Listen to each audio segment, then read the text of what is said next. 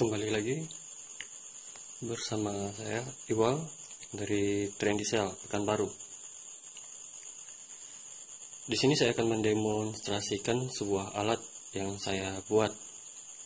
Saya beri nama M2 Power Supply. Kenapa diberi nama M2? M2 saya ambil adalah singkatan dari Multi Measurement Power Supply. Kenapa dibilang Multi Measurement?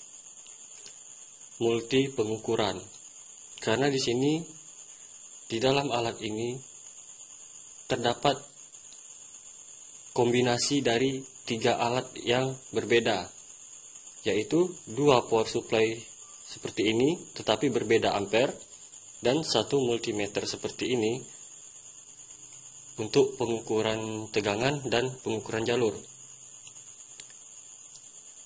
Jadi apa keunggulan alat ini?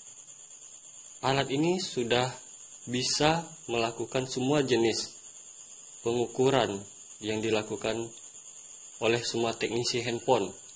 Biasanya menggunakan banyak alat, sekarang semua sudah jadi satu alat. Dia juga bisa supply tegangan dan lain-lain. Jadi kita langsung aja. Kita hidupkan dulu.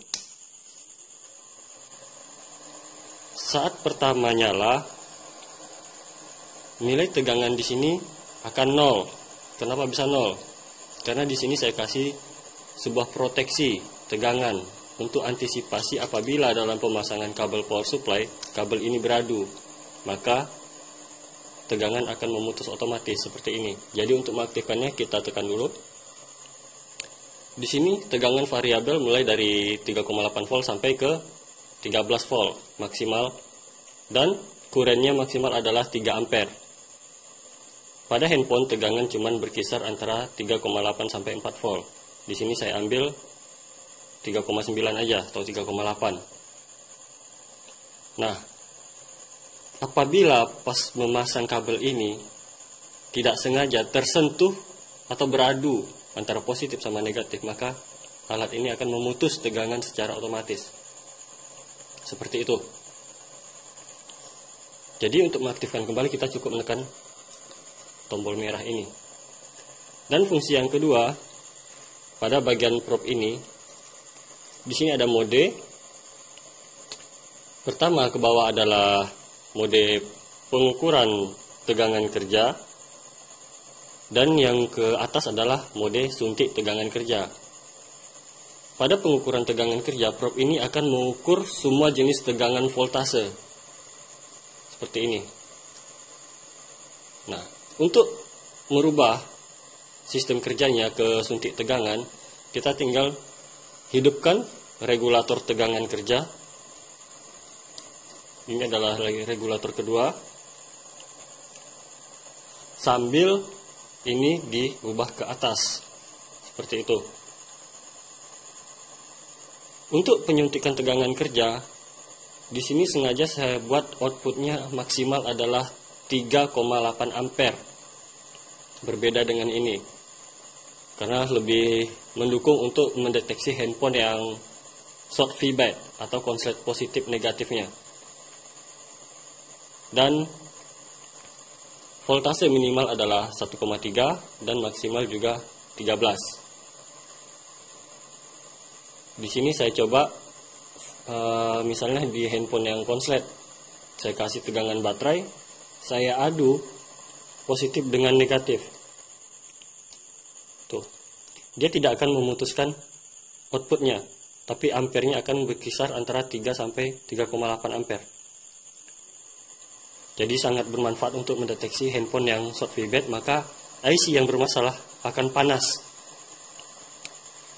Fungsi yang ketiga, di sini terdapat metode pengukuran jalur seri dan paralel. Ini seperti ini. Apabila kita pengukuran seri, alat ini akan berbunyi dan lampu ini akan menyala. Saya contohkan di sini. Sekarang kita akan mengukur paralel. Saya letak yang merah di ground, yang hitam di titik ukur. Di sini ada jalur SIM. Sekarang kita letak di sini. Pada pengukuran paralel, apabila alat ini berbunyi dan lampu hidup, berarti itu adalah terhubung atau ground, karena salah pada pengukuran paralel probe merah kita letak di ground. Apabila itu bunyi, itu berarti yang kita ukur adalah jalur ground. Apabila tidak di jalur ground, alat ini tidak akan berbunyi, tetapi LED akan menyala. Seperti itu. Artinya jalur ini masih terhubung dengan baik kepada rangkaiannya. Seperti itu. Pada bagian speaker. Dan apabila kita pengukuran seri seperti ini, probe negatif di negatif, probe positif di jalur data atau jalur positif, dia tidak akan berbunyi dan LED tidak akan menyala. Tuh, seperti itu. Apabila pada pengukuran seri seperti ini, negatif di negatif, in positifnya di jalur data, alat ini berbunyi atau lampu ini hidup menyala, bisa dipastikan ada yang bocor pada rangkaian itu atau pada jalur yang kita ukur. Nah, jadi alat ini sangat berguna sekali, sangat bermanfaat. Cukup satu alat kita bisa melakukan semua analisa pada handphone yang bermasalah. Saya contohkan lagi di sini, apabila seri dia akan berbunyi. Kalau dia terhubung. Kenapa dia bunyi? Karena ini adalah konektor baterai negatif. Apabila saya letak di sini, dia tidak akan menyala dan tidak akan bunyi. Di sini juga. Tapi jika kita ukur paralel, merah di ground, ini kita letakkan di konektor baterai. Apabila kena di negatif, dia tetap bunyi dan LED tetap hidup. Dan di jalur BSI, dia hanya akan menyala lampunya. Di jalur positif, dia akan berbunyi sedikit kecil, tetapi LED tetap menyala. Tetapi ini bukan berarti short. Karena waktu di pengukuran paralel menggunakan multimeter, dia juga akan menampilkan nilai. Berarti yang ada hambatan dalam tapi tidak terhubung secara langsung. Nah, apabila di jalur ini, dia hanya akan hidup lampu LED-nya saja. Tuh. Nah, keempat. Ini adalah settingan untuk BSI adjustment. Apa itu BSI? Pada handphone Nokia ada test mode, lokal mode, dan normal mode. Untuk pengukuran tegangan kerja, terutama pada bagian RF, handphone harus dalam kondisi menelpon. Bagaimana cara kita mengukurnya jika handphone dalam seperti ini kondisinya? Kita harus masuk ke test mode, dan inilah fungsi BSI. Kita bisa mengatur skala antara 0 sampai 10K. Tinggal kita atur, mungkin BSI-nya berada di 5,1K, kita tinggal putar. Lalu hidupkan, nyalakan handphonenya. Apabila berhasil masuk ke test mode, di layar handphone tersebut akan keluar test mode dan semua tegangan kerja pada handphone Nokia akan menyala. Kita tinggal mengukur dengan menggunakan probe ini. Tetapi disuplai dulu dengan power supply dari sini, dari alat ini juga, bukan dari baterai. Karena apabila dari baterai atau dari power supply lain, probe ini tidak akan menampilkan nilai pengukurannya. Jadi wajib dengan dari power supply ini juga. Dan yang kelima, di sini ada USB. Fungsinya sama seperti USB analyzer. Di sini saya contohkan ada satu handphone BlackBerry. Apabila kita mau menganalisa konsumsi arus dari USB, kita hanya tinggal menancapkan USB ini ke handphone, maka nilai konsumsi arus akan terbaca. Dan ini juga sangat berguna untuk mengukur tegangan kerja pada BlackBerry. Karena BlackBerry itu sangat simpel, kita tinggal menancapkan USB, semua tegangan kerja akan keluar dan bisa kita ukur. Nah, di sini saya hubungkan, lampu merah mulai menyala. Ini, itu lampu merah menyala, ampere bergerak. Di sini kita sudah bisa mengukur tegangan kerja BlackBerry.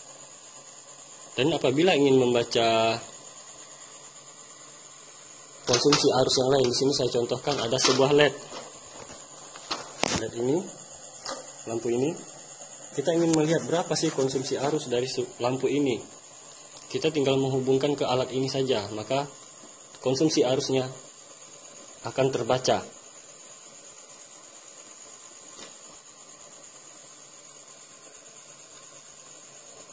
Tuh, lampunya menyala. Konsumsi arusnya adalah 290 mA. Lalu, kenapa di sini saya kasih kipas?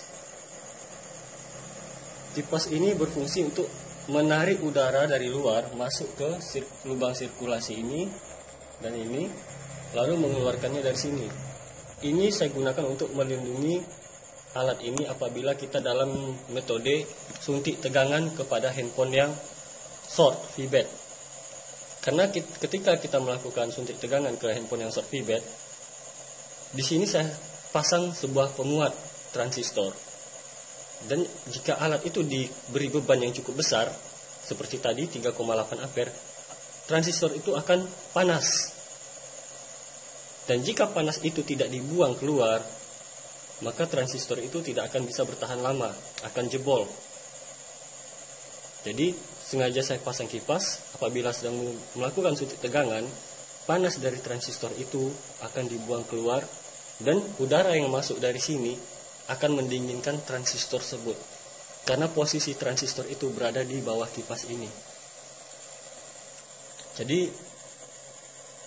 inilah versi kedua yang sudah saya sempurnakan dari versi sebelumnya, yang sebelumnya belum memakai short protection dan belum memiliki output sebesar 4 ampere untuk suntik tegangan dan 3 ampere untuk suplai utama.